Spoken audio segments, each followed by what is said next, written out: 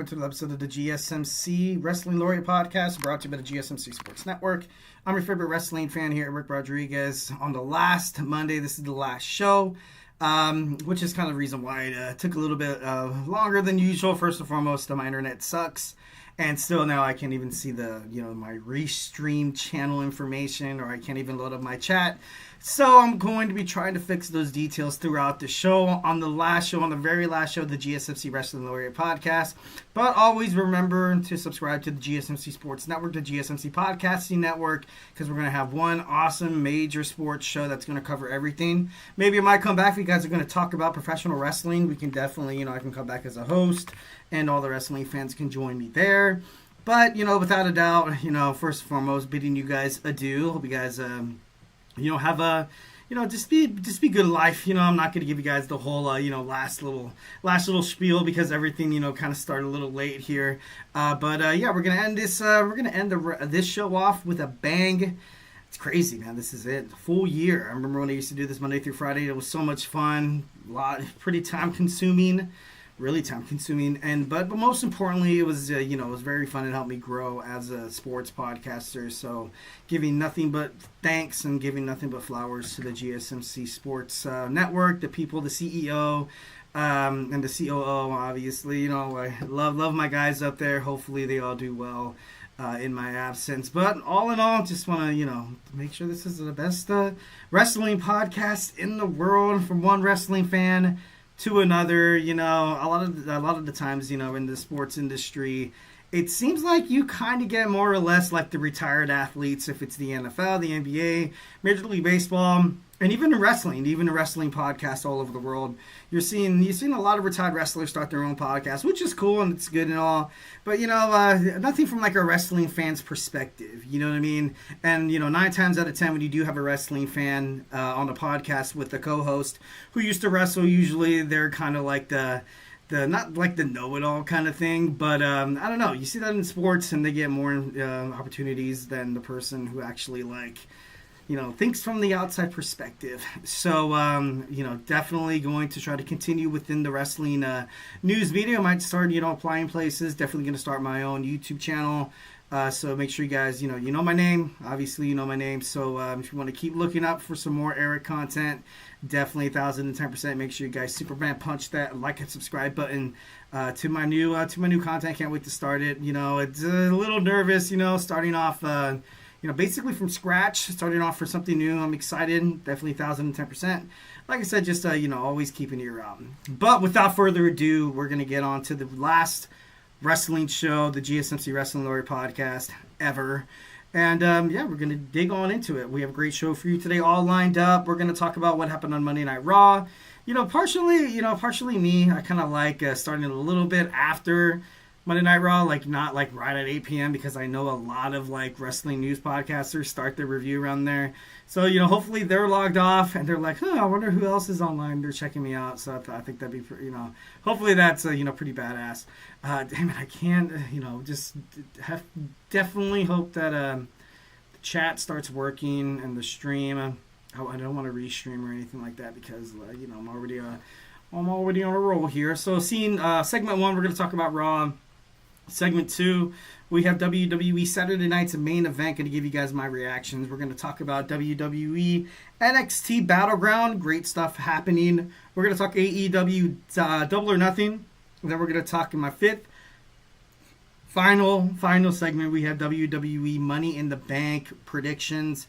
We have a couple matches already set in stone. We have a couple spots open in the men's and women's ladder matches, so we're going to, kind of fill in the void there. Talk about some potential matches that might, pop up, obviously, from, 2 weeks. So, without further ado, let's go ahead and dig on into it. But, of course, always, before we get on into any of the action, just want to remind you guys to go ahead and hit up that tips and donations link, whether if you got a burning question or hot take in terms of the world of professional wrestling here at the GSMC Sports Network. We want you guys to not be shy. Drop your thoughts inside that chat. We want to make sure that you guys know that we are all ears. If you're, dying to get something off your chest, you can share it inside the chat. The show is all about keeping the conversation going, making sure you guys feel like you are, this is your, voice is part of the podcast. So definitely that's, at the utmost importance.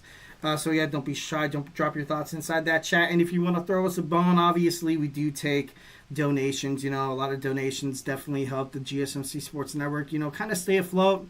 The GSMC Podcasting Network as well. Make sure you guys check out those podcasts as well. And, definitely helps us. So, be a dear and help us out there. We have a lot of passionate, enthusiastic, charismatic podcasters who love doing one thing and one thing only.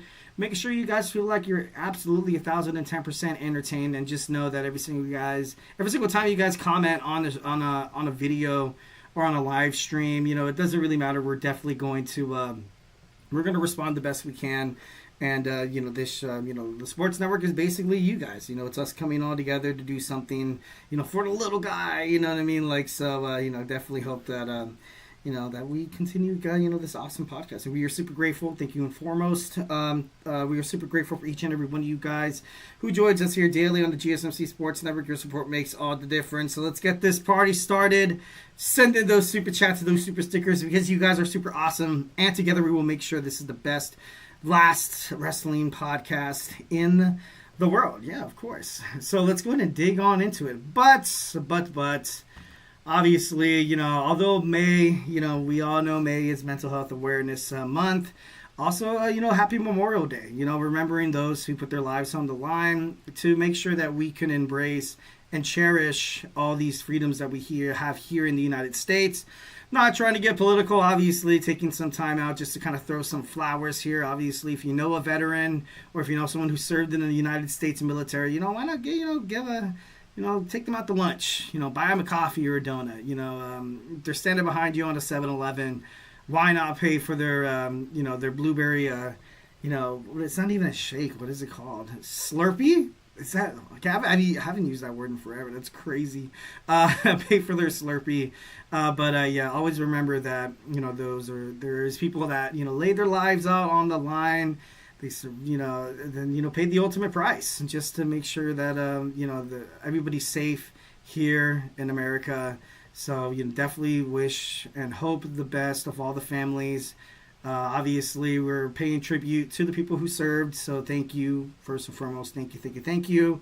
And, hopefully, us as a nation could grow stronger together as a society and just learn to appreciate, the military and stuff like that. Like I said, not trying to get political, but I've noticed, mostly U.S. veterans coming back from fighting overseas, it's, homelessness and, PTSD, and it just gets, and it seems like they don't necessarily get the treatment that they deserve. And so, I don't know the respect. Like I said, not trying to get political or anything like that.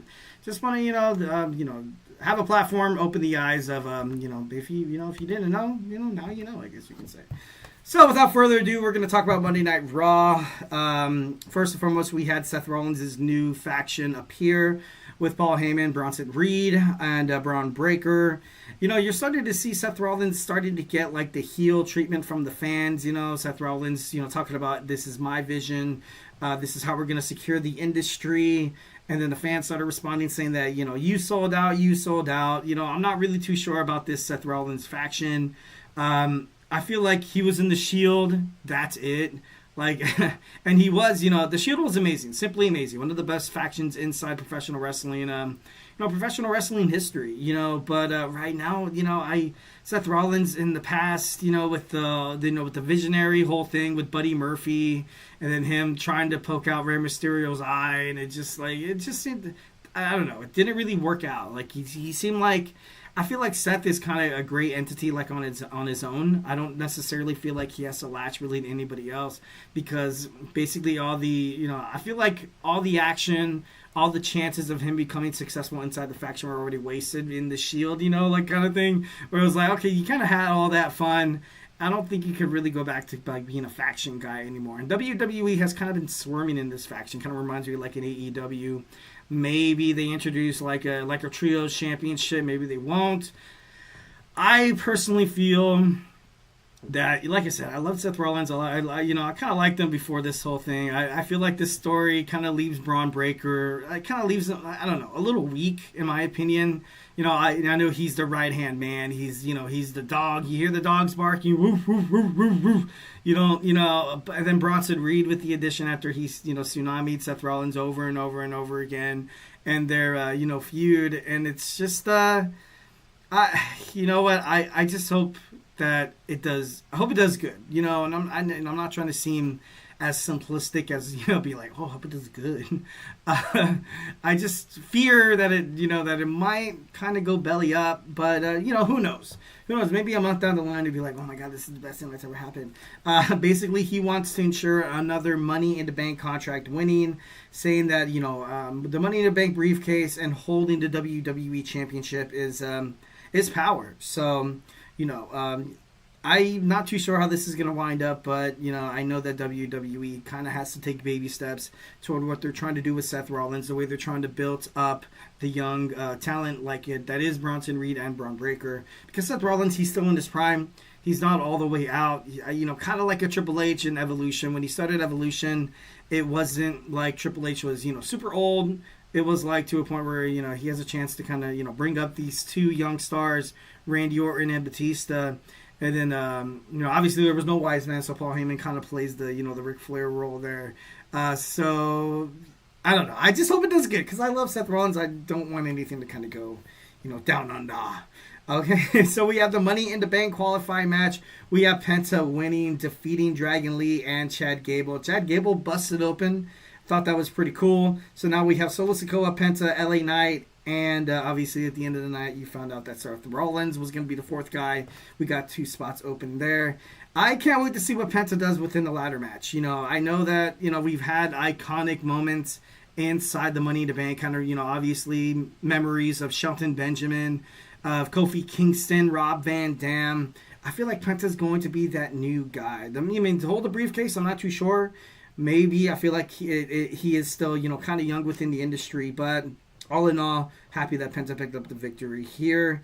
Next, you see a backstage vignette with Roxanne Perez and Liv Morgan fighting over Dominic Mysterio and his chicken McNuggets. You know, I don't mind the love angles that wrestling ultimately kind of does. I know usually kind of ends a little wonky. I feel like the only time the relationship on screen kind of worked was with Triple H and Stephanie McMahon, and then you know, the Rhea Ripley and the Dominic Mysterio thing with Liv Morgan kind of being the, you know, the Sancha or whatever you want to call her. You know, it was entertaining. It was entertaining.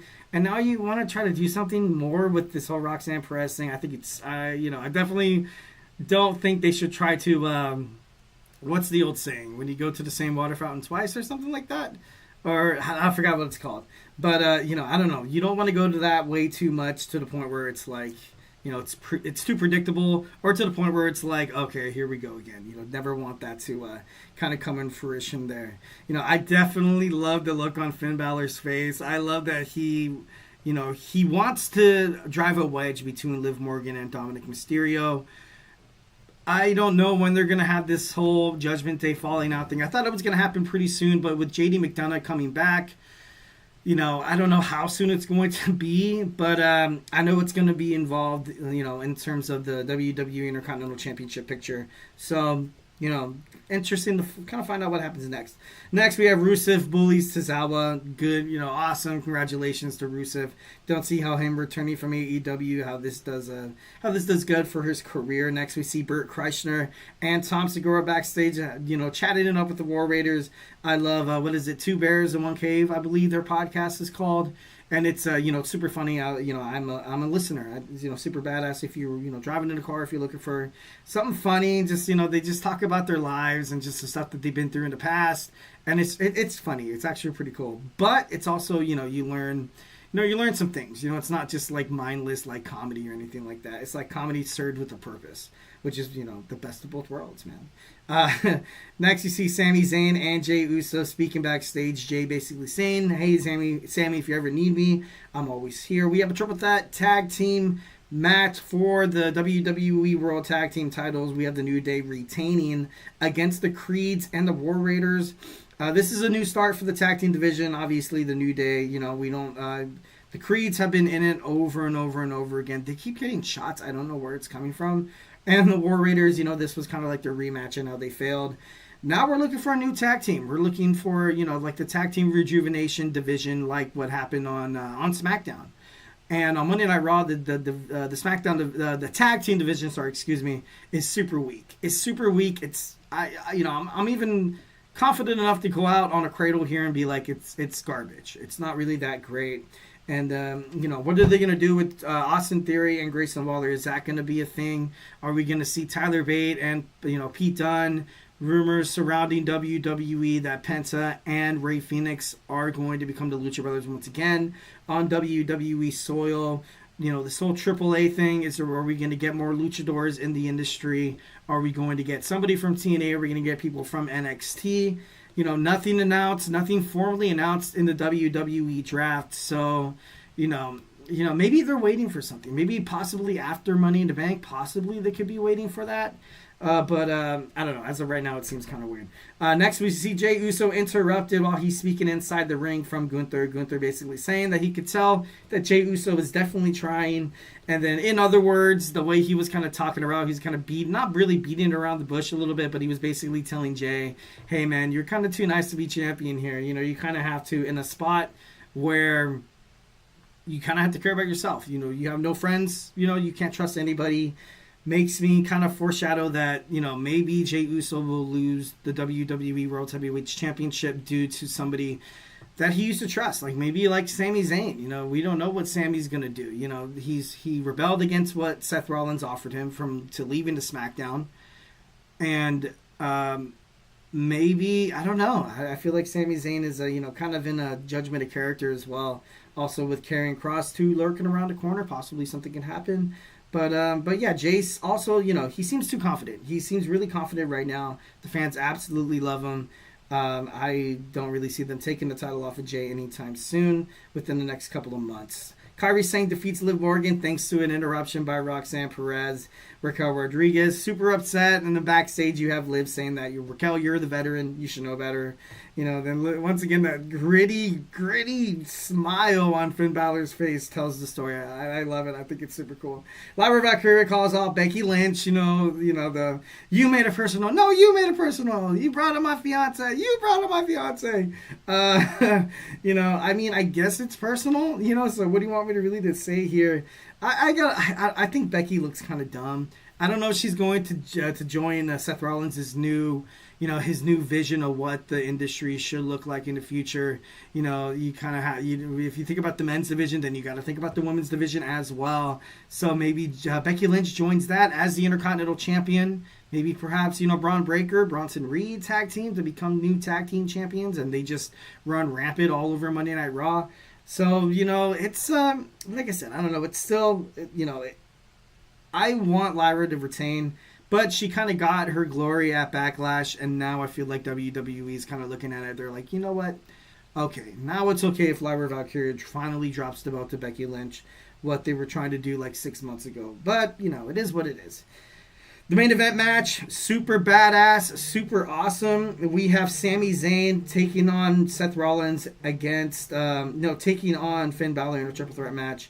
Sami Zayn was screwed. He had the match won. Paul Heyman, Braun Breaker getting involved, Bronson Reed. And it was just, it was crazy. It was crazy. From like top to bottom, it was insane. But, but this match was awesome. That's something I definitely want to document. This match was main event worthy, definitely for sure. It was like 20, I think it was more than like 20 minutes, I believe it was. But Seth Rollins picks up the victory. Now he has a chance to become a second time Money in the Bank winner. If he wins the Money in the Bank, I feel like right now at this point, it doesn't really seem fit for him to win it. I feel like he might win it, but then CM Punk's going to screw him over. Bam. They're going to have a feud, and it's going to go on for a little bit to kind of distract, the whole Seth should be fighting Jey Uso for the WWE World Heavyweight Championship. But, like I said, still up in the air. We still have, 2 more weeks till Money in the Bank, so we'll find out. We have 2 more spots open. Lord only knows who's going to fill those. All right, guys, so hey, do not go anywhere. We're going to talk about WWE Saturday night's main event. We're going to recap it when we return. So grab your favorite snack, grab your favorite ice cold beverage. Join me here in about 20 seconds. So hey, do not go absolutely anywhere. I feel like I'm losing my mind. Is everybody in the world blind? Please, Lord, give me a sign, a sign. I feel like I'm losing my mind. Is everybody in the world a sign, a sign. I wanna be the greatest. Everybody on the fake shit. I look around and feel like everybody is the fakest. I make this every day and I'm impatient, hoping one day I blow up from the basement. Statement, the top is so vacant. I don't hear shit that I think is amazing. Waiting for my day when I'm playing sold out shows for 1,000 faces. Hey, give me that crown, get in my way and to be put down. It ain't your place, all this my town. If I want that shit, then I'll get it right now. I'm losing it, the noose it fits. I'm losing shit, a stupid myth. You choose to live or choose to dip. You choose to fight or lose your grip and lose a gift. I feel like I'm losing my mind. Is everybody in the world blind? Please, Lord, give me a sign, a sign. I feel like I'm losing my mind. Is everybody in the world blind?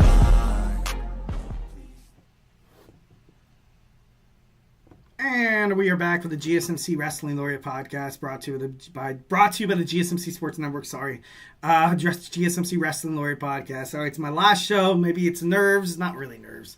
Maybe I just, I can't get through this without emotionally. I'm just kidding.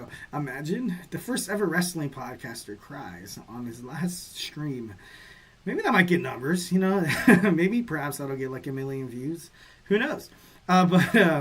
Anyways, so without further ado, we have WWE Saturday night's main event. We just talked about Monday Night Raw. Make sure you guys check out that video, and as always, hit up the tips and donations link. Also, hit up those super chats. Whether if you got a burning question or hot take in terms of the world of professional wrestling, we want you guys to know that we are all ears, 1,000 to 10% all the time. We want you guys to know that this podcast is, it's nothing without you. It's nothing without you. We definitely want you guys to feel. Absolutely. Don't be shy. Drop your thoughts inside that chat. This conversation is all about making our voices heard. Your guys is most importantly. So, make sure you guys, definitely, show us what you got. Give me your hot takes in terms of the world of professional wrestling. Tell me what you liked. Tell me what you didn't like about Monday Night Raw, about Saturday night's main event, AEW Double or Nothing, or even NXT Battleground. So, feel absolutely, comfortable to type anything inside that chat. Obviously, the super chat, helps us keep the lights on all these amazing podcasts. Your donations. You don't necessarily have to donate to chat, but obviously anything helps. This is a growing network. We want to continue to make sure that we are giving you guys, all the cool sports content that you guys love so damn much. And even when you don't, donate, you can you can subscribe and share it to your other friends about this sports network that it's absolutely free. So without further ado, we're going to talk about our second segment. We have WWE Saturday night's main event, and I got to be honest, I'm not a hater. I'm not a hater whatsoever. But am I the only one who's kind of over Jesse Ventura here? Like I kind of thought. I don't know. It wasn't really my cup of tea. Like he kept I don't know. I feel like every single time he talked, I know he's an old man. Maybe I'm being kind of a jerk here, but I don't know. I'm over it. I'm like, okay, cool. Jesse Ventura's here. Yeah, the nostalgia factor's here. Saturday night's main event. Back in the 80s and the 90s. I mean, maybe I am being kind of I don't know. But I just, I'm over it. Also, another thing that I'm over in terms of Saturday night's main event are the commercials. The commercials are awful. The commercial, I was streaming it. I gotta be honest, I was a little late. And then I started streaming it, like I said. But most importantly, I was trying to catch up. And every single time I turned my back around, it was your coverage will continue. We'll continue shortly. And I'm just dude, this is enough's enough, man. It's crazy. But without further ado, we got Saturday night's main event. I just wanted to talk about how Jesse Ventura is getting a little out there, and how too many commercials on NBC is it is what it is. Selena Vega retains the WWE United States Championship. I know there was a lot of hate online saying that I botched the 619. I feel and I'm not, like I said, I'm not trying to seem like a jerk. I feel like this whole Saturday night's main event was kind of wonky. It was kind of wonky, felt unnecessary, in my opinion. I felt like maybe you kind of could have pushed it. It was, you had WWE Backlash. then 2 weeks later, Saturday night's main event. 2 weeks later, and then you have Money in the Bank. So I know it's not really, like a PLE kind of worthy thing, but I feel like the way WWE builds it up, it seems kind of like it. But, I love Zelina Vega. I love that she's the women's WWE, United States champion. She deserves it. If anybody on this roster deserves this title, it's her. And, the match between her and Chelsea Green, I do like Chelsea Green. I feel like she should have won the Money in the Bank because her personality just screams Money in the Bank. And, you've seen the past Money in the Bank winner, Tiffany Stratton. She's taking baby steps to becoming the face of the women's division on WWE SmackDown. So, but I don't know. I know a lot of people kind of didn't like, the match. But, it is what it is. Zelina Vega retains. Next, we have John Cena defeating R-Truth, Saturday night's main event. This match was kind of like, okay, why? No, but, I definitely love the fact that John Cena... he definitely, he's embracing this heel turn, which is great.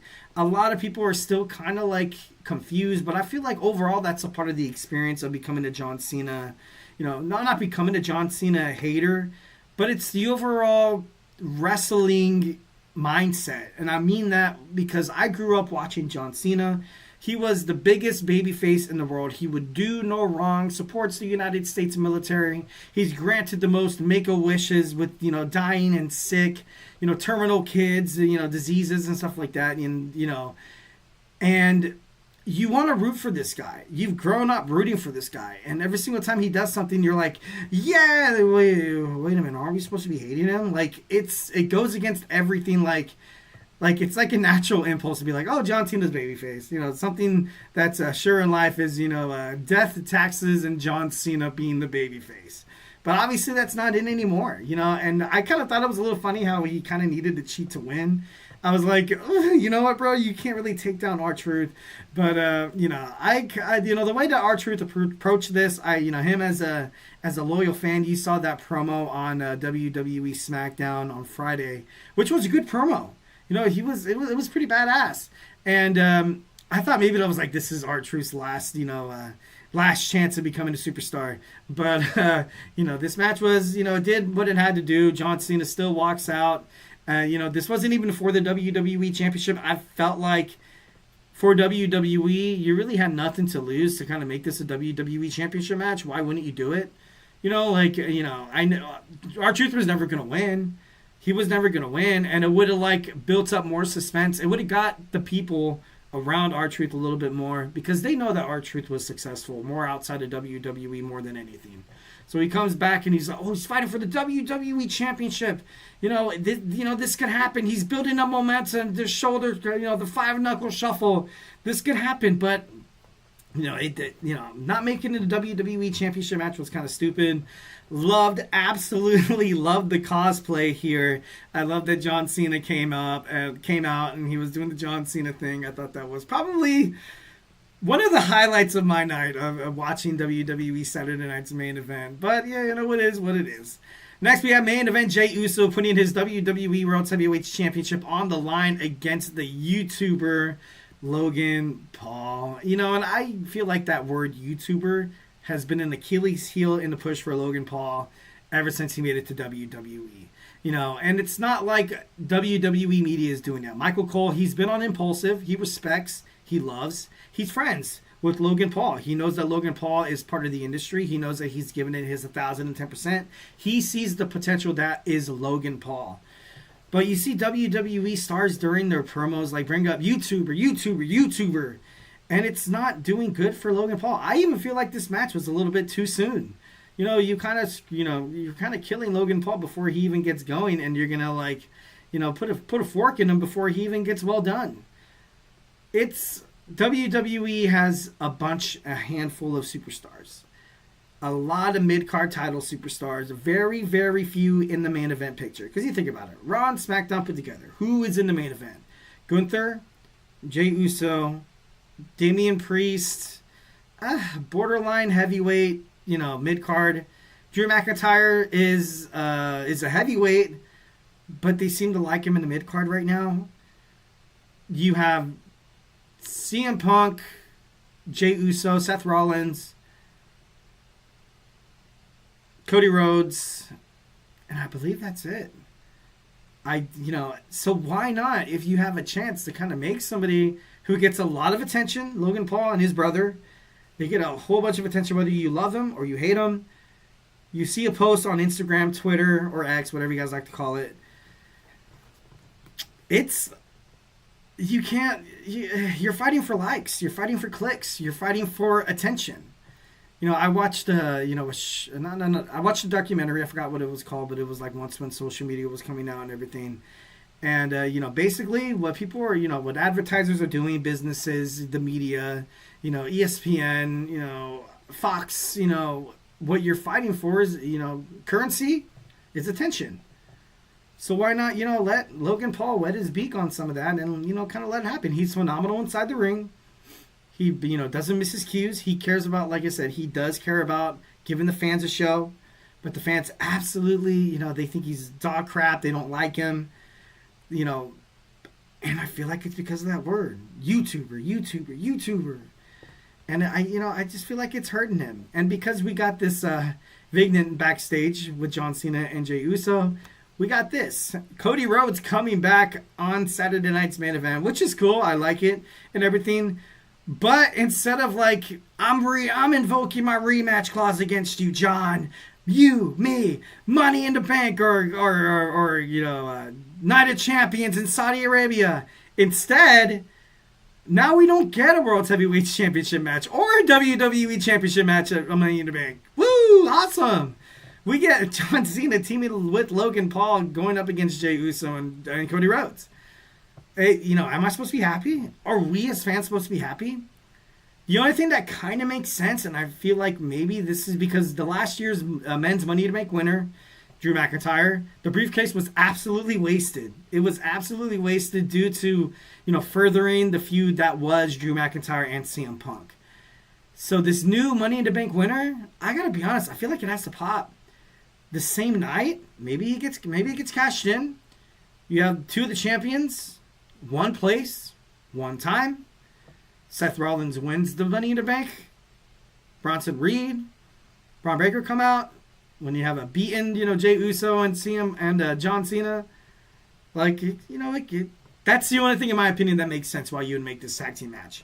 Other than that, they should have two separate matches, and I don't know I don't know what Cody's doing, But all right, next, speaking of Drew McIntyre, Damien Priest, we have a steel cage match. We had, this match was decent. It was good. It served its purpose within its, within the industry, within, what these two guys are trying to do. But I know they want to make Damien Priest within, this main event worthiness. Like I was talking about. He's borderline heavyweight mid-card. Drew McIntyre's already basically an established superstar. He reinvented himself outside of WWE, came back. He was a champion. Damien Priest, Money in the Bank cash-in. He held Monday Night RAW on his back, when CM Punk was injured, Seth Rollins was injured.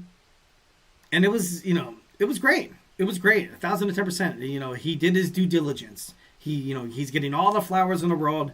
Nobody would ever think about disrespecting Damien Priest and what he's done for the WWE. But, I gotta be really honest, man. There was no blood. What's a steel cage match without blood? Like CM Punk, Drew McIntyre, Hell in a Cell, there was blood. To further the feud. To make it seem a little bit more hectic. A little bit more personal. Just a little bit more insane. Like these guys actually devastatingly hate they hate each other. They hate each other. But there was no blood. Both of them walked out clear-headed. Drew McIntyre, Damien Priest didn't even climb over the cage or make the pin or do anything like that. He's hit a concerto and walked out, and, what Jesse Ventura was kind of saying about, oh, that's it. And, I kind of feel the same. I was kind of like, okay, what's going on here? But like I said, I feel like this feud is not, it's not over. It's not over. We're going to get this one part 3. It's just going to be, a matter of when. Main event, finally, we have Seth Rollins teaming up with Braun Breaker, taking on Sami Zayn and CM Punk. The main thing of this match was, it was good. It was good, honestly, stole the show. This match should have been the main event. CM Punk hasn't really been, he has been on Monday Night Raw, but he's kind of been a little quiet within the last couple of weeks. And then he comes out to team up with Sami Zayn, and they have one hell of a brawl. It was great. It was great. A lot of people were being like, okay, can CM Punk trust Sammy? But then out of nowhere, Bronson Reed comes out, joins this new faction. It reminds me of you have two big guys now. So Braun Breaker's not really the muscle, I guess, anymore. Maybe he's the young prospect. Maybe he's the Randy Orton, and Bronson Reed's the Batista in this new evolution or revolution reboot. Like I said, this whole faction thing is kind of still, in my opinion, up in the air. WWE definitely has to pay attention to making it work. Other than that, you don't want to put Seth Rollins in another stupid like he had with Buddy Murphy and the visionary or whatever. But like I said, maybe 2 weeks from now I'll be like, okay, oh man, this is genius. All right, now without further ado, we have WWE NXT Battleground recap. So grab your favorite snack, grab your favorite high school beverage, join me here in about 20 seconds. So hey, do not go anywhere. Looking for your daily fix of sports talk without having to pay for it? GSMC Sports Network is available on YouTube. Just search GSMC Sports Network. Get your fix of daily sports talk shows on YouTube, absolutely free. NFL, college football, NBA, MLB, MMA, UFC, fantasy football, and so much more. GSMC Sports Network has shows running all day long, with new sports shows starting every 2 hours. Just like on your favorite cable sports channel, except GSMC Sports Network is absolutely free. Just search GSMC Sports Network on YouTube to catch one of your new favorite shows, like the GSMC College Football Podcast, Chip Shot Football Podcast, Hoops and Heels Women's Sports Podcast, GSMC Basketball Podcast, and so many more. Check it out for yourself. GSMC Sports Network, now available on YouTube absolutely free. Search GSMC Sports Network on YouTube right now.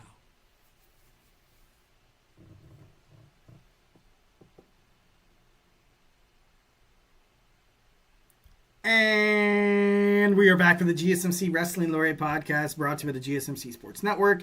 I'm your favorite wrestling fan here, Eric Rodriguez, every Monday Night Live. Well, this is the last Monday night show, so I hope you guys enjoy it.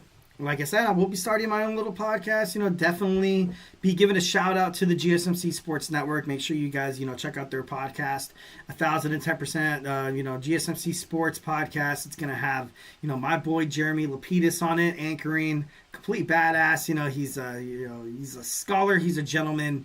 He's basically everything you would want your daughter to marry. I'm just kidding. No, moving on. Just a lot of cool guys.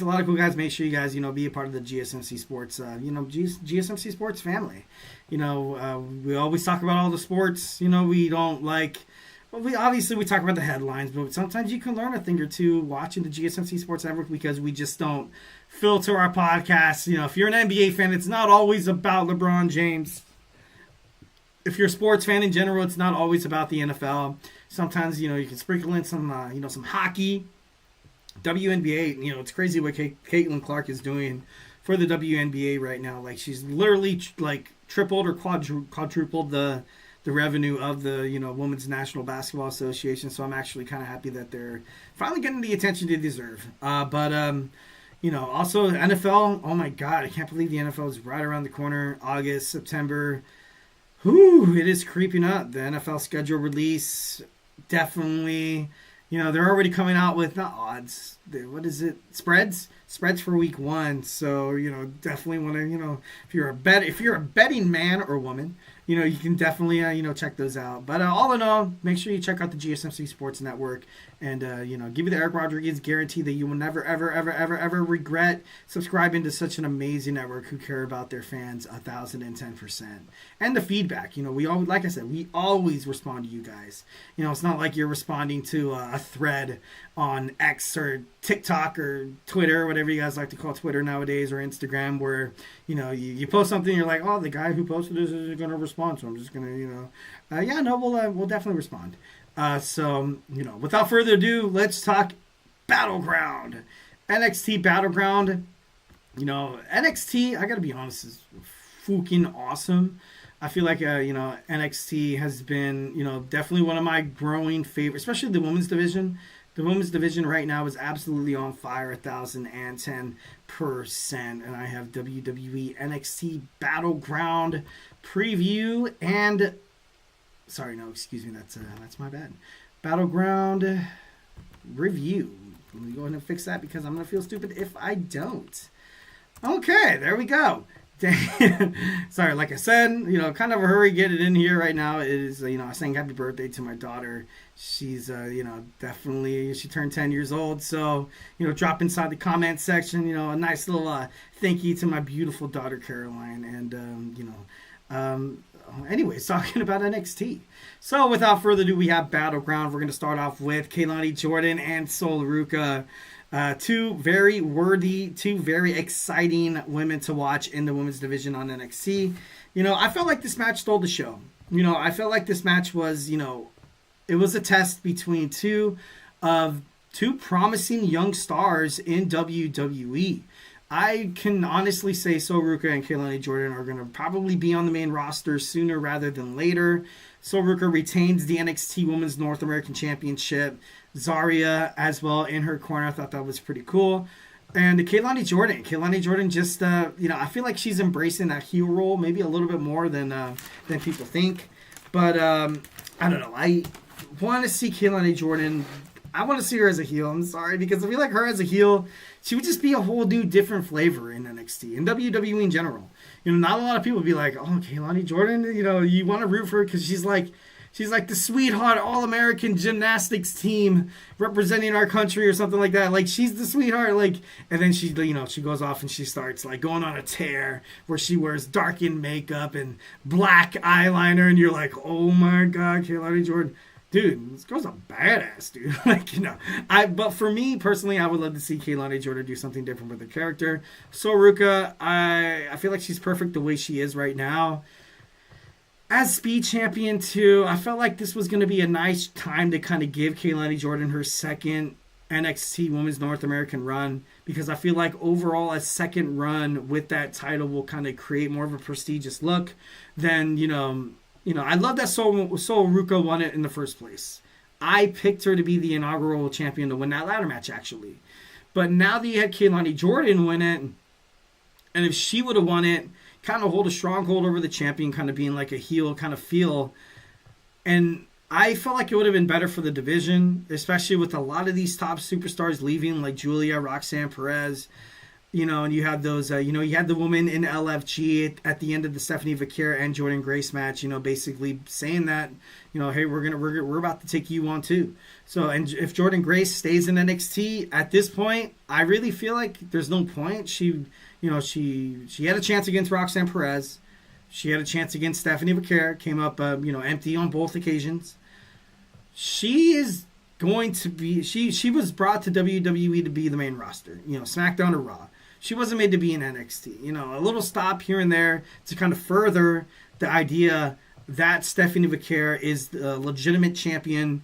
I feel like she's actually going to stay in NXT. She even had a choice to move to Raw or SmackDown, but she chose NXT. She chose NXT for a reason, because I feel like Shawn Michaels, he sees a lot of potential in Stephanie Vaquera, and every single time she fights somebody, you have attention to Vaquera, obviously, for retaining the championship, but you also give a lot of attention to the person who, fought their arse off to test the NXT Women's World Heavyweight Champion. You got a lot of attention around what Jordan Grace was, ultimately trying to do when Jada Parker fought Stephanie Vaquera in that match. Fallon Henley, now they're like, kind of top tier, personas in NXT.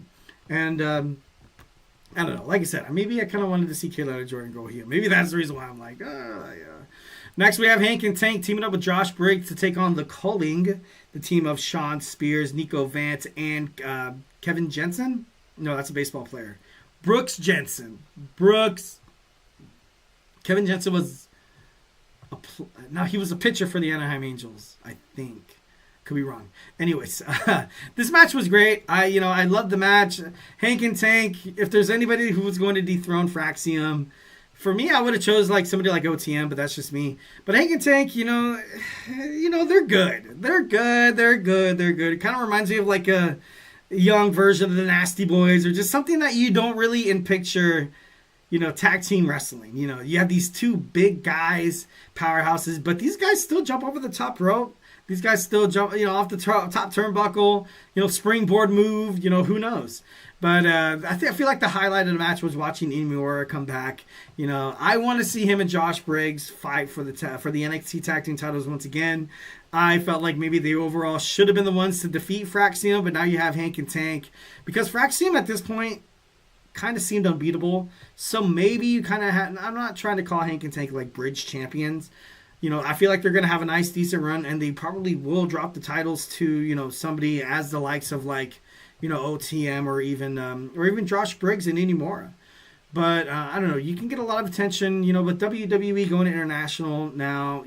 I feel like Inamura and Briggs kind of make the most sense. But you're going to get a nice title run with Hank and Tank. Next, we have Tony D'Angelo taking on Channing Stacks Lorenzo. We had the family breaking up, and even during the end of the match, you heard an I'm sorry, it was stupid, I made a mistake. But Tony D'Angelo wanted to assert, rule with an iron fist. And I felt like that moment was the moment, if you're an NXT, if you're a wrestling fan, and if you're a fan of NXT, you're kind of like, wow, Tony D'Angelo, he's not showing any mercy here. But, Stacks is, he admitted that he's wrong, why don't you give him a chance? And this was a nice, be like, if the family was there, like, you see Luca Crucifino right there, and, if Rizzo was there as well, I'd be like, hey, come on, Don, like, he acknowledged that he made a mistake. We're family, you're supposed to embrace that. That moment where, Tony D'Angelo was relentlessly beating Stacks, I knew right then and there, I was like, all right. You're going to see a rally behind Stacks here. You're going to get maybe like a double cross to Dawn. Luca Crucifino coming, with the distraction. Stacks Lorenzo, low blow, bam, that's it. Stacks defeats the Dawn. And, now you kind of think about Tony D'Angelo. What's going to happen with Tony D'Angelo? How good is Tony D'Angelo in terms of, what's his stock without the family? Because when you bring... I feel like he'll get drafted to Raw. If you bring him to Raw without the family, what good is Tony D'Angelo without the family? For me, I don't really see it. Yeah, let's have Tony D'Angelo just, drafted to Monday Night Raw and be like, oh, we have this new powerhouse, all by himself, Tony D'Angelo, complete badass. Like, how far is that really going to go? I get how you want to use this moment to kind of push Stacks a little bit, but I feel like Tony D'Angelo at this point, and not trying to diminish the talent that D'Angelo has, but I feel like the only thing that kind of makes him special is the whole family storyline that you can bring to SmackDown, that you can bring to WWE Monday Night Raw. Now with this feud, you're not really going to get it. So who's going to draft Tony D'Angelo if this thing goes belly up? Not really know, but if they're starting to build this new family thing kind of up with Stacks, Crucifino, and Rizzo, they look good together. I got to be honest. They look pretty badass without the Don there. Tony D'Angelo moving on to Raw or SmackDown as a way to kind of, create a little bit of a fresh appeal to NXT on Tuesday nights. Yeah, it could happen. Definitely could happen. Like I said, I just hope it doesn't hurt Tony D. All right, next we have Stephanie Vaquera defending her WWE Women's NXT World Heavyweight Championship against Jordynne Grace, the former Knockouts TNA champion. And this match was great. Honestly, it was an amazing match. I kind of hinted at it earlier, in the review that I feel like whoever takes on Stephanie Vaquera is going to, be of high potential, is going to be seen in a positive limelight other than a negative one, whether if they win or lose. And Jordynne Grace, she's going to Raw or SmackDown. I kind of gave it a little bit of time for her to, I gave it a little bit of time for her to finally leave NXT. She had a chance against Roxanne. She had a chance against Stephanie Vaquera. And, now it just seems like, it's kind of pointless for her being on NXT anymore. Kind of like, the whole Trick Williams, against Joe Hendry. Joe Hendry stated, you've been at the NXT World Championship picture too many times. If you lose against me, then you're not really going to have another outlet. You're not going to have another line or pathway back to being on top of NXT. So, and Jordynne Grace, like I said, win or lose, she, fans were going to see her potential. And I would rather see Jordynne Grace probably on Raw. I could see her on Raw because Rhea Ripley she's phenomenal. She's a beast. Her against Jordynne Grace would be an absolute dream match that I would love to see. Next, we have NXT World Heavyweight Championship match. We have Oba Femi defending his title against Miles Bourne. And, it was exactly what I kind of thought was going to happen. I knew this match was going to be like Oba's going to win, but at the end of the day, Osborne's going to get the respect. Bourne was going to get the respect. And it's, it is all gravy. It's all cool. Like, he literally did all he could to take on, Oba Femi. And he really honestly kind of got into the face, and he could have won a couple of times, and he came so damn close. I even kind of thought, I was like, no way this is going to happen. No way. I thought, Oba Femi, this is okay, now he's going to be drafted. He's dropping the title against Miles Bourne. But, once again, you can't count out Oba Femi. You can never do it. He is the prized possession of NXT. He's Shawn Michaels' guy. You can see even in that picture, he was like, damn, I barely snuck away with that one. He had to hit, 3 of his special moves, his finishers. But Miles Bourne, man, like I said, can't take it away from him. Getting that respect. Oba giving him a nod of approval. Are we going to see I thought we were going to see Charlie Dempsey get involved to kind of screw him over a little bit. Are we going to get it like a no-quarter catch crew like Civil War? Are we going to get them drafted to SmackDown or Raw? Maybe that happens. But as of right now, congratulations to Oba Femi for successfully defending his WWE NXT Men's World Heavyweight Championship. So congratulations. I thought that was pretty badass. We have a new champion, the new TNA World Heavyweight Champion. We got Trick, Shoot Your Trick Williams. Whoop that trick. And we finally get an NXT star on TNA. Because being brutally honest, and you do have, Oba Femi came here and, he crossed the line a couple of times.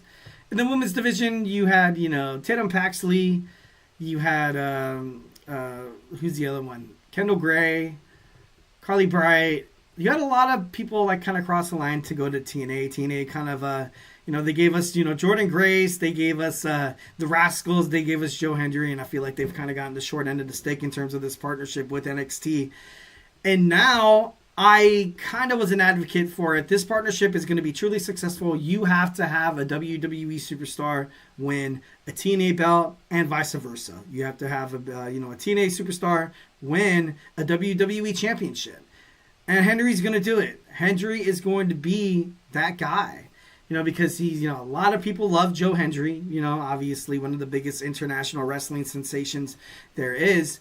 I wasn't too sure that this match was going to end the way it did. Joe Hendry put up a hell fought match. It was great. It was phenomenal. But Joe Hendry drops the TNA World Championship against Trick Williams. And it wasn't really like a heelish move. I did kind of like the thumb to the eye, the rake of the eye, to be like, okay, Trick Williams never really does that. He wins admirably. And then bam, he does a move where Joe Hendry hits his face on the TNA gold, causing him to, not get knocked the F out. And then you have Trick Williams hitting that trick shot for that 1, 2, 3, bam, we have a new TNA World Champion. I feel like, although Joe dropped the title, he's going to get his. Mark my words, Joe Hendry will be the first draft pick in WWE. He's going to be the first ever TNA superstar to be drafted in WWE draft history. Also, he's going to be drafted number 1, and I feel like he's going to be on SmackDown. His contract ends at the end of the year. You're going to get a couple of back and forth bouts between him and Trick Williams, but at the end of the day, you have to have Trick hold that championship. I kind of wanted Trick to, kind of turn heel and kind of rekindle his tag team title, his tag team title-ness with Carmelo Hayes to be like this badass tag team championship worthy team on SmackDown, because the SmackDown tag team division is on absolute fire. Thought that was going to happen, but him holding the TNA World Championship, the first ever WWE superstar to hold the TNA World Championship, So that's cool. Congratulations to Trick. But, it is what it is. I feel like I said, Trick, Joe Hendry, he's just starting. He's on the precipice. You needed a storyline. You needed a direction for Trick Williams. And, they were like, all right, he's going to be the TNA World Champion. So that's going to be, and this is something that TNA and NXT, definitely did on purpose. There's a lot of WWE fans that are going to go watch TNA now. You're going to see a lot of people starting to buy tickets to TNA events. TNA Plus, you're going to get more subscribers now more than ever because Trick Williams. Because of NXT superstar as, blockbuster as Trick Williams. And then you're going to have him and Joe Hendry have an amazing feud. And, you're going to get major FOMO if you don't subscribe to TNA Plus.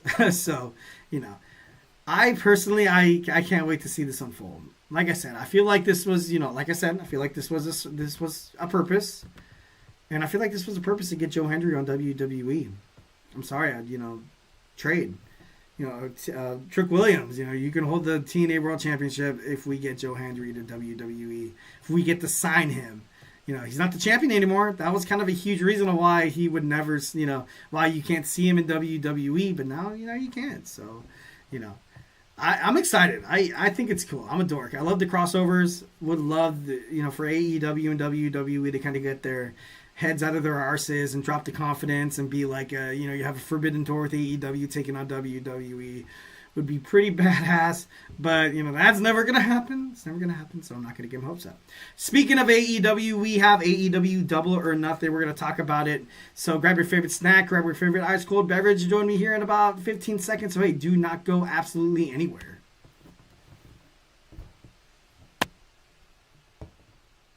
For the best and latest podcasts available anywhere, go to the podcast app on your cell phone and type in GSMC. To access free content-rich podcasts on health and wellness, book reviews, sports, entertainment, relationships, social media, movies, technology, finance, and even weird news. Subscribe and download the GSMC Podcast Network's family of shows, available everywhere podcasts are found.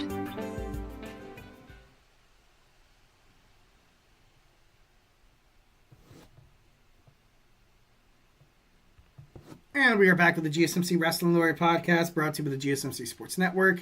I'm your favorite wrestling fan here, Eric, on your last Monday night. Here to talk about some good old-fashioned professional wrestling. Recently talked about my Monday Night Raw review. We talked NXT Battleground recap. We had Saturday night's main event talk, and now we're going to get into some AEW Double or Nothing taking place in Arizona. It was a good, something that AEW always does well is their PLEs. Can't hate on their PLEs. Something you got to respect as a wrestling fan is that the AEW PLEs are an absolute fire. And this one was nothing short of spectacular. Nothing short of spectacular. Although, this happened. And, I hate it. I'm just kidding, no. I'm being a Jamie hater here. Mercedes Moné wins the Owen Hart Cup. I get it with all the attention. She has all the gold. She's the it girl of AEW. Tony Khan wants to shove it down our throats that she is. But Jamie Hayter, she was on the way back up. After serving an injury, building momentum back in matches, and she had that feud with Penelope Ford. I think it was Penelope Ford. And a lot of people kind of thought she was going to make it back to the top, only to lose to Mercedes Moné. This would have been a great chance for Mercedes Moné to lose, to put over, ultimately, Jamie Hayter without Mercedes Moné dropping any titles. It would have been perfect. It would have been absolutely perfect. I personally thought she should have dropped her title to Harley Cameron in Australia too, but that's neither here nor there. Either I feel like maybe she should have lost to Athena, but she's Ring of Honor. I understand why they really do that in AEW soil. It'd be like, oh, we'll have Ring of Honor. I would have loved to see Billy Starks and Athena go at it in the Owen Hart Cup finals. I thought that would have been pretty badass.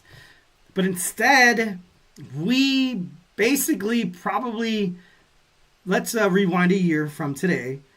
Mercedes Moné signed to AEW, not having a chance to participate in the Owen Hart Cup. Be like, oh, do you think Mercedes Moné could become an Owen Hart Cup, Owen Hart Cup Foundation, winner? If you could, if there was like a betting line to be like, oh, she's going to be against, this and that and the other. Or you can even name everybody involved in the Owen Hart Cup Women's Championship tournament.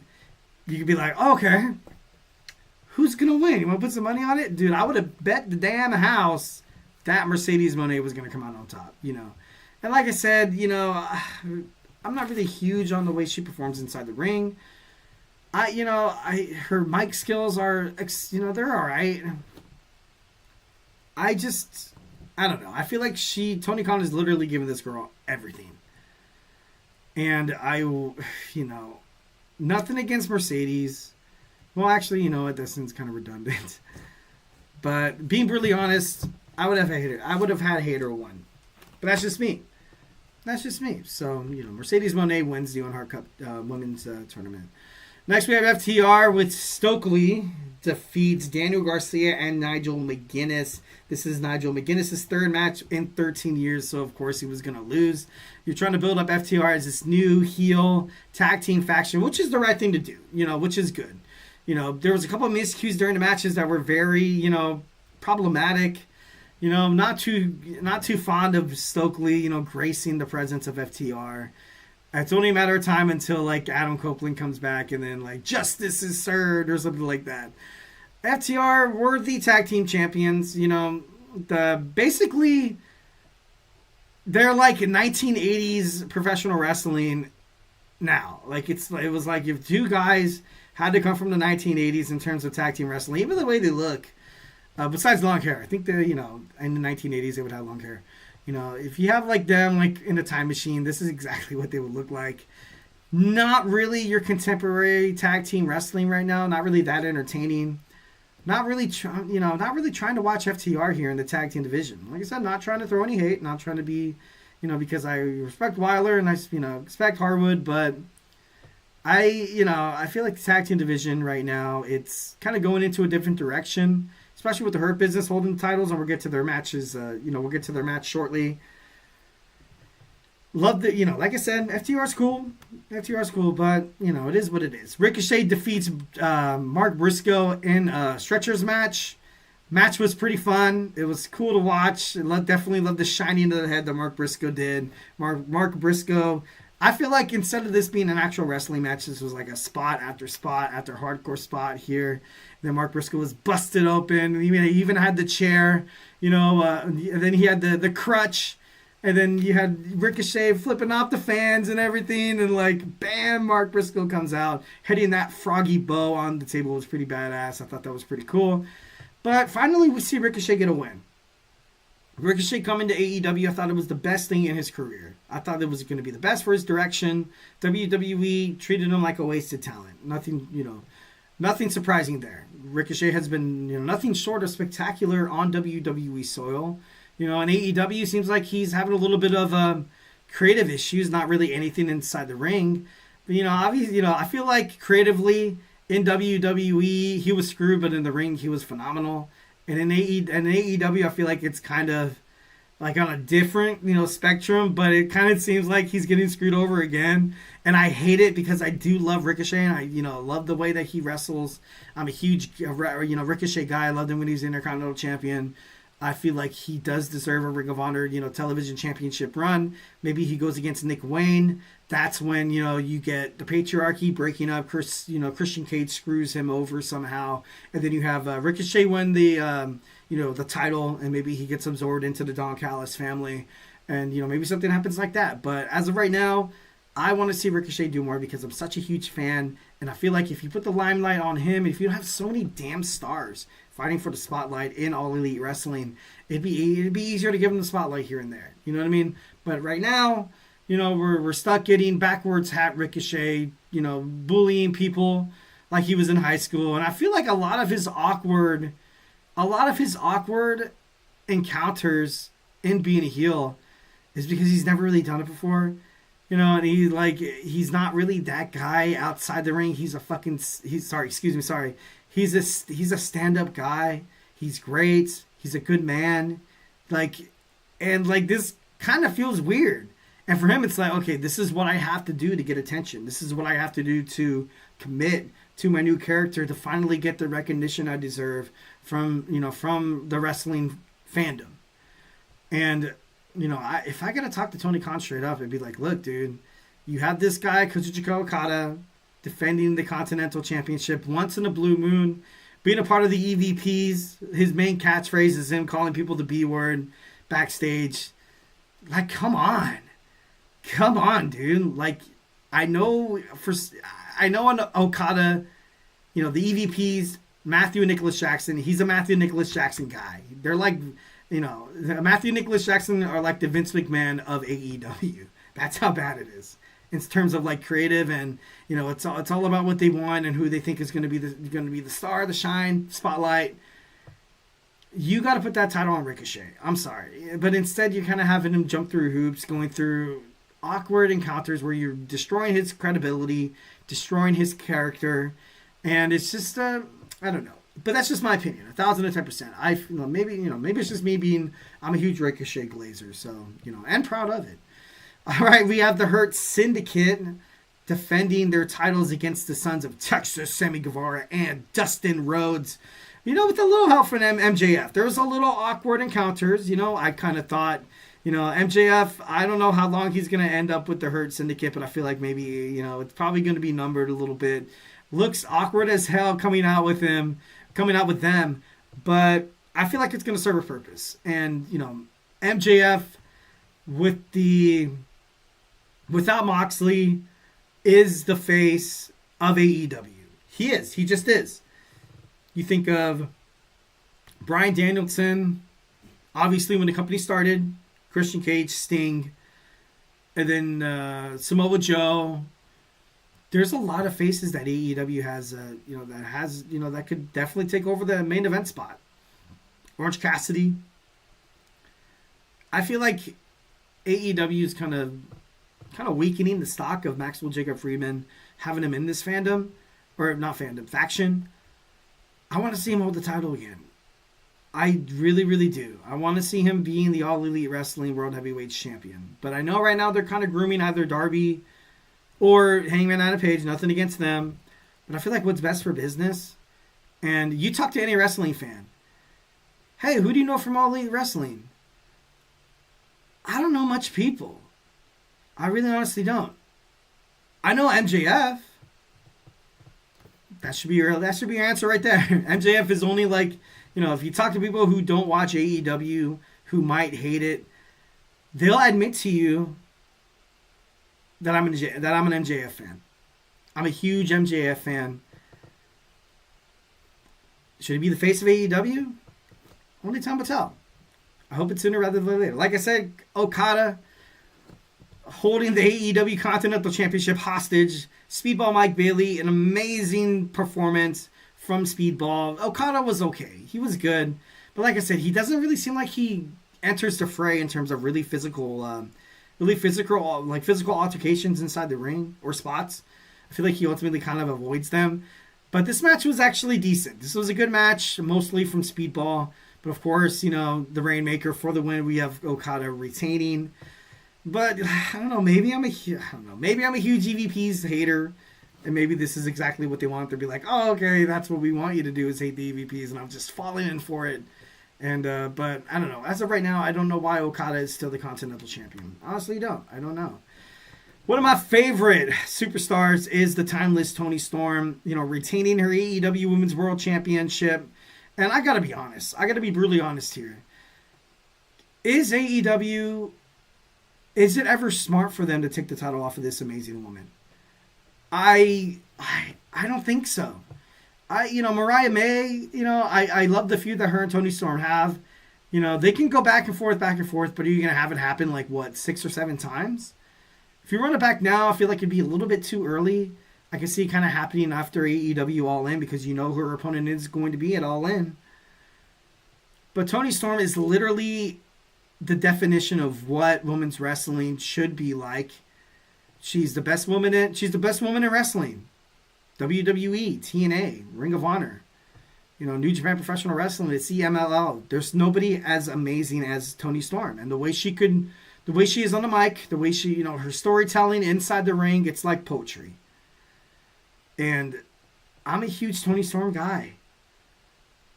I feel like I said, can AEW really take the title off of this girl? I feel like at this point, it's bad to do so. There's only one. Fans love Toni Storm. You talk to all the fans. I love conversing with fans about wrestling, obviously. You talk about some of the best women's wrestling, definitely top 3, Toni Storm. Or if not 1. But Toni Storm with a successful title defense against Mina Shirakawa. It's definitely awesome. You saw a kiss at the end, which was all right. It was kind of cool if you're into that kind of thing, I guess. But now we got this. AEW All In Texas. Timeless Toni Storm defends her AEW World Women's Heavyweight Champion against the TBS Champion Mercedes Moné. And I gotta be honest, if Mercedes Moné wins, I'm going to be a little upset. I really am, because it's like you literally have the epitome of professional women's wrestling against, like, the all glam, not that great inside the ring, not too great on the mic. Definitely total opposite of Mercedes Moné. If she wins, you are going to piss off a lot of fans, TK. If you're watching this right now, and I doubt you are, you cannot have Toni Storm drop the title. You just can't. You just really can't. Oh, God. Anyways, moving on before I, rise my blood pressure. Anarchy in the Arena. This match really, not much to talk about, despite the fact that, it was badass. It was fun. It was cool. From the music to the, to the violent spots, to the, Swerve Strickland coming out of nowhere with a freaking forklift. It served its purpose. And they, Powerhouse Hobbs, absolutely, professional, absolutely, very, very, very, he's a successful wrestler. Love Willow Nightingale. Love Samoa Joe. Love Katsuyori Shibata. I love, oh my God, Swerve. It was just, all in all, it was great. It was great. So, they pick up the win. The baby faces get the win. And I thought that was, Matthew Nicholas Jackson coming out as the Founding Fathers. It was all right. And then you got, Gabe Kidd getting involved in the ambulance. Then you have Mark Briscoe coming out of nowhere, and you're like, what? This is crazy. When I got out of work today, I checked out the match on YouTube. So make sure you check it out, the full match. And it's, pretty entertaining. It's pretty badass. Hook coming back and returning at AEW Double or Nothing. I called it. He helped out the Ops, but he didn't necessarily seem like he was too happy with Samoa Joe. Being replaced by Powerhouse Hobbs. I kind of thought this was a spot for him to kind of join the Death Riders. I feel like this would be good for the ultimate storyline of the Death Riders heading into AEW All In Texas. And it would be good for the career of Hook, who's, he's young, but maybe this is a foreshadowing of why, maybe the Death Riders might, because Jon Moxley, he's held that title for over 200 days. More than that, I believe. So there's no doubt in my mind that he'll probably drop the title at Texas. But, what's going to happen with Hook? Ever since, losing the FTW championship, retiring it, he was the FTW guy. He was that guy. That's what made him relevant in All Elite Wrestling. Not trying to throw shade. He's a good, he's good inside the ring. Submission skills, pretty good. Technical wrestler. He's on point. Doesn't miss his cues, hit his spots. Bam. But I want to see something bigger for Hook. And I know there was a lot of speculation that when his contract is up in All Elite Wrestling, maybe he would join WWE. Perhaps. Maybe not. But I feel like if you want to make Tony Khan an All Elite Wrestling guy, a stable storyline has to become a part of Tony Khan's agenda yesterday. So, like I said, he has all the talent in the world. I just want to see him do good. All right, and following the match, we have Paragon going up against the Don Callis family, Konosuke Takeshita, Kyle Fletcher, and Josh Alexander, who got a visit after they won the match. Brody King, Tanahashi, and Ishii. I thought that was pretty cool. Obviously, hinting at AEW's Forbidden Door right around the corner. But like I kind of mentioned in my predictions, the Don Callis family has, suffered a lot of losses lately. They needed to win. They needed to start building some momentum for the Don Callis family. Other than that, it seemed like it would just die again. The men's Owen Hart Cup Championship. We have a winner, Hangman Adam Page. I don't mind it, but then again, I don't love it. This built up for Hangman, going from being backstage and just attacking everybody, throwing a fit, and being mean, being rude, and, attacking like legend. Like, I want to believe Hangman Adam Page, AEW's guy, another face of AEW. Will Ospreay, better than AEW, better than Hangman Adam Page, in my opinion. Ever since Will Ospreay was signed to AEW, he's been nothing but every single match he wrestles is great. He puts a lot of responsibility on himself to first and foremost, to shine, which he does. But he also does a great responsibility of shining the opponent as well. Someone who fights Will Ospreay, you're going to talk about Ospreay, and you're also going to talk about how good his opponent did. And this match was good. It did its due diligence, but overall, Hangman Adam Page becomes the number one contender for the AEW World Championship at Texas All In. All gravy, baby. It's all good. I love the handshake gesture at the end. It was a nice little spot for Hangman to finally kind of finalize this whole babyface role. I can't wait to see what happens on Dynamite. Hangman Adam Page is going to come out and he's going to be loved by the fans and he's going to love the fans. I couldn't have done it without you. And then Will Ospreay is going to come out and be like, we're all relying on you. Probably at the end of AEW Texas All In, you have him beat Jon Moxley. Everybody comes out and like a Bret Hart and Yokozuna and Cody Rhodes and a Roman Reigns. You're going to have, everybody put them on their shoulders to be like, oh, you brought the AEW World Championship back. Awesome, bro. Awesome. But, but that's just my opinion. If I call that would be totally awesome. All right, guys, we're in our fifth and final segment. This is my last segment as the GSMC Wrestling Laureate Podcast host.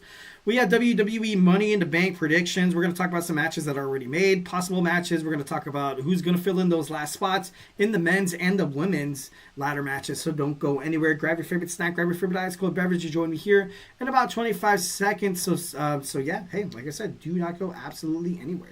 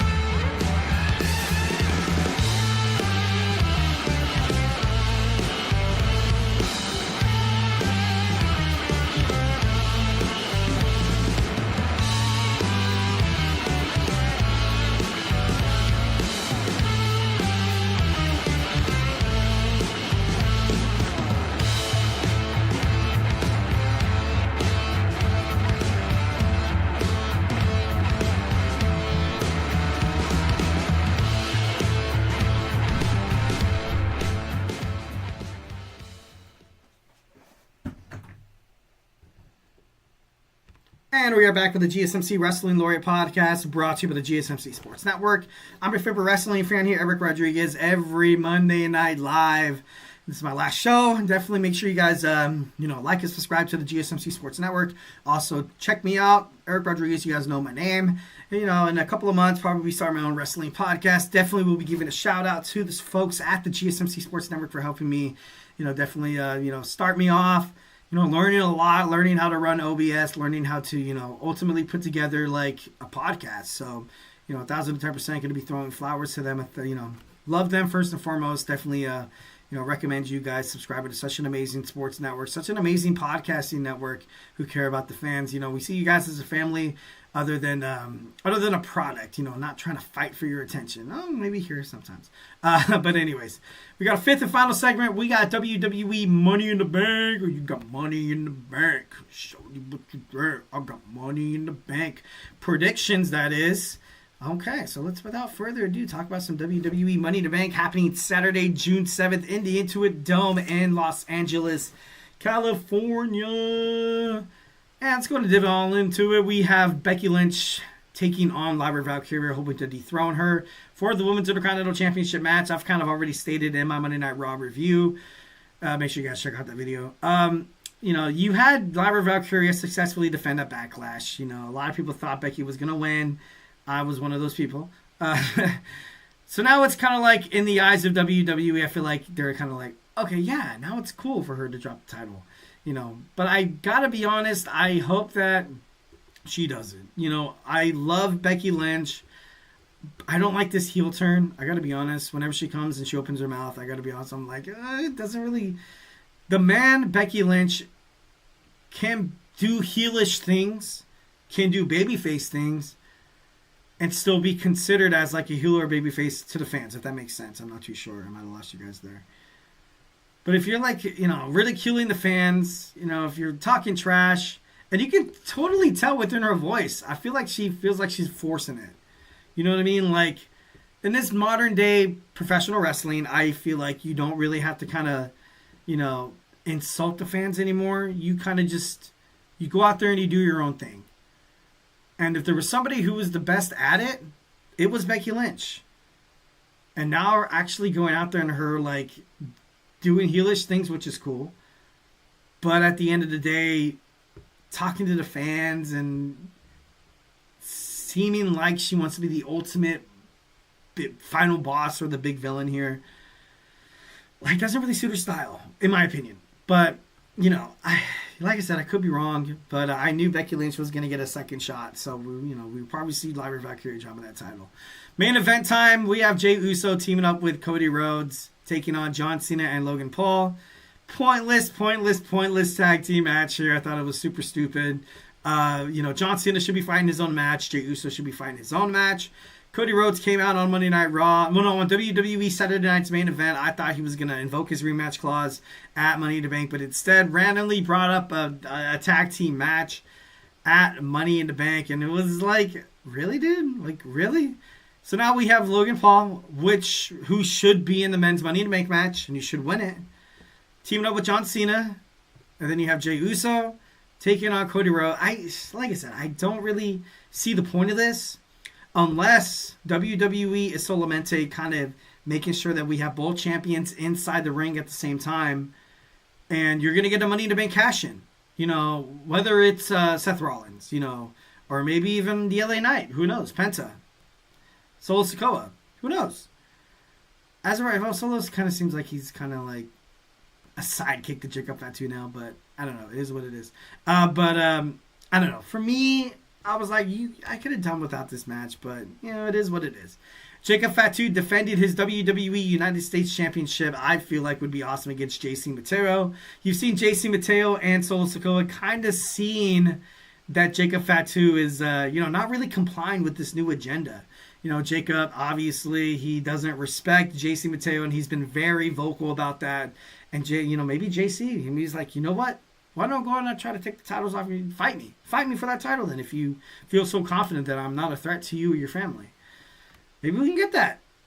I, for one, would love that. Dominic Mysterio defends the WWE Intercontinental Championship against AJ Styles. I feel like this match at this point needs to happen. Former Bullet Club member, obviously, Finn Balor. This could finally be Dominic Mysterio going up against Finn Balor, and finally the implosion of the Judgment Day. This Judgment Day storyline has been going for 3 years longer than I thought it would. After like 6 months of it happening, I thought it was going to fail. And WWE is constantly trying to keep the fans into it with the addition of Liv Morgan, with the addition of Raquel Rodriguez, and now you have Roxanne Perez too. Like, after you kick out Rhea Ripley and Damien Priest, you're kind of like, I don't know, street trash, I guess you could say. This needs to stop. I feel like it honestly needs to stop. Dominic Mysterio, you had your 15 minutes of fame, as the Intercontinental Champion. Can you really beat anybody straight up? And if you do, will people really honestly believe it? Or you gotta cheat every single time to win the championship? Is that really where we're going here? Like, Like, is that what you want to do? Or do you want to ultimately kind of revive the career of AJ Styles? But he's on his way out. He's on his way out in wrestling. He's gonna be retiring pretty soon. You have about maybe 2-3 years good left in AJ Styles. Give him a WWE Intercontinental Championship run. He should have been a longer reigning WWE champion. Obviously, that was kind of reserved for the Roman Reigns kind of thing. But something needs to happen.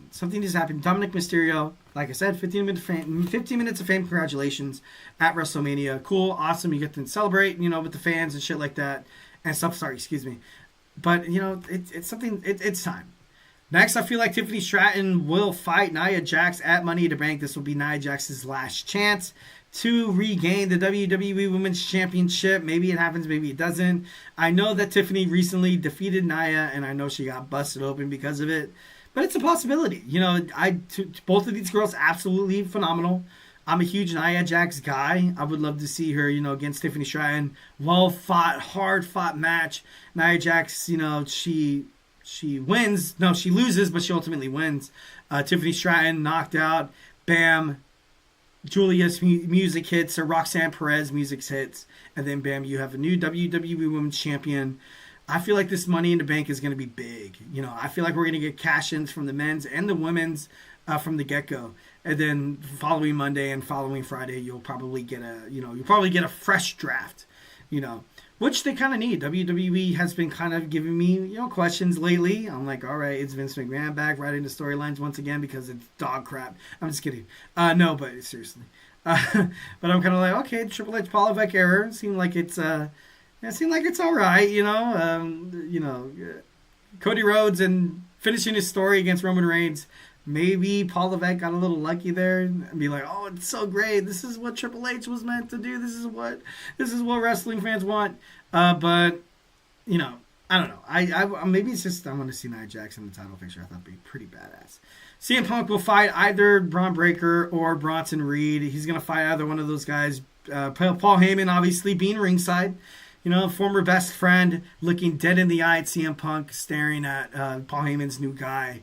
And, you'll probably get CM Punk winning, honestly, in my opinion. Maybe we get a tag team match. We get a WWE Tag Team Championship match against the Street Profits and Fraxium, where you finally get Fraxium. Well, I don't think you would get the titles to Fraxium right away. But although I wouldn't be against them doing so. Because the Street Profits they're on fire. They're the best tag team on SmackDown, first and foremost. In WWE probably as well. I'm not buying the New Day. Pretty Deadly, nah. Legado del Fantasma, nah. I love Motor City Machine Guns. I feel like they're going to be another tag team championship run. Fraxium, young, and that's going to be kind of like their Achilles heel, where just because they lose doesn't necessarily devalue their stock. It's just be like, okay, they're young. They're still trying to get the ropes that is the main roster of SmackDown or Raw. So, you kind of have these guys, lose, but without losing. So, we'd love to see the Street Profits retain there. We're going to have the Women's Money in the Bank match. We already have Rhea Ripley, Alexa Bliss, Roxanne Perez, and the beautiful madness that is Julia. We still got some spots open. Bianca Belair, I know she's suffering from a hand injury. Maybe she can do it. Jade and Naomi, I know they've kind of had their shots. Maybe even Charlotte. I feel like there was going to be like a last minute, like second chance shot or something like that, where we will see one of these two women kind of go out there and kind of do their stuff a little bit. But I don't know, who all knows? Or maybe you might get an Ivy Nile join in. You need a wild card. But out of all these women, the person to cash in the Money in the Bank, the only thing that really kind of makes sense is either Roxanne Perez or Rhea Ripley. Mommy is Miss Money in the Bank. Mommy in the Bank, maybe they might do something like that. Julia, possibly, but I feel like there'll be a spot in the match where Julia and Roxanne Perez were like, there was so gung-ho about teaming up to take on Io Sky and Rhea Ripley, but then like they fight against each other at the last minute, and then bam, that's when like you see either Alexa Bliss or Rhea Ripley go up there and retrieve the case, bam, boom, see ya, wouldn't want to be ya. But, there's still, I don't know, it's still up in the air. The men's Money in the Bank, so let's go and talk about it. We got Penta qualifying. We have LA Knight. We have Seth freaking Rollins as of last night. And then, Solo Sikoa, of course. So, still a lot of up in the air. I feel like although Chad Gable didn't qualify, he's going to find a way to qualify Grande Americano. I see Grande Americano being in this Mr. Money in the Bank kind of area. And like I said, Joe Hendry dropping the title against Trick Williams at NXT Battleground. He didn't do that for a reason, right? His contract is up with TNA at the end of the year. This guy's coming to Monday Night Raw. This guy's coming to SmackDown. This guy's going to be drafted by the WWE. The first ever TNA star to be drafted by WWE. And the first ever Mr. Money in the Bank. If you had Joe Hendry as Money in the Bank, you can definitely know that all the eyes are going to be on the WWE. You're going to get a lot of revenue from a lot of eyes on WWE television because of how much of an awesome wrestling international sensation that is Joe Hendry.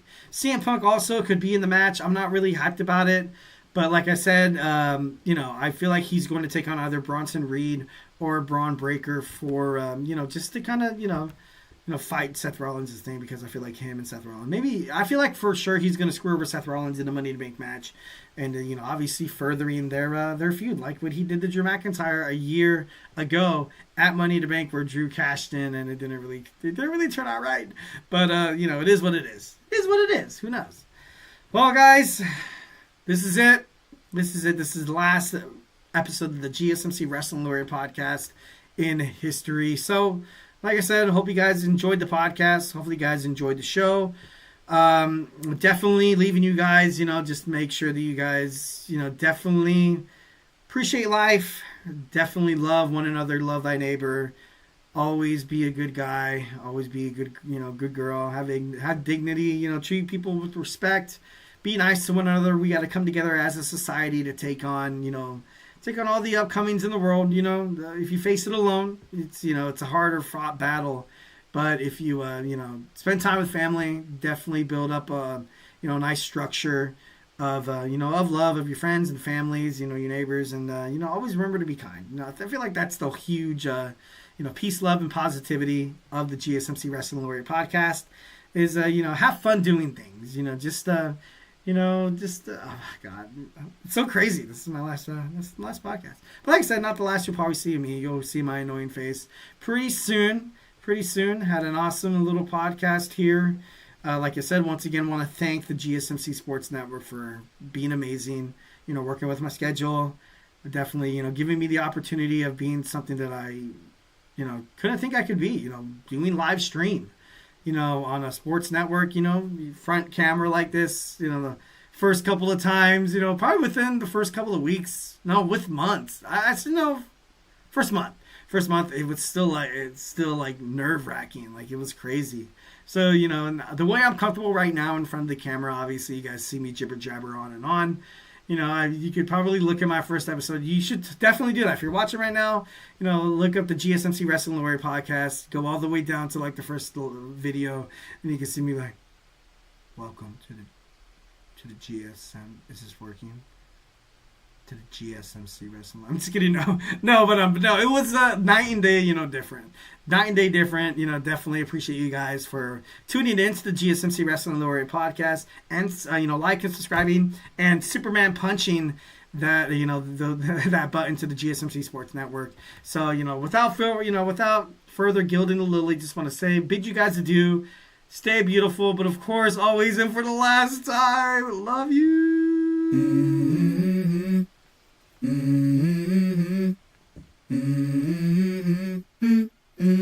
Let's go. I wake up to a little bit of drool on my pillow, feel like it's gonna be a bad day. Yeah, I'm tired of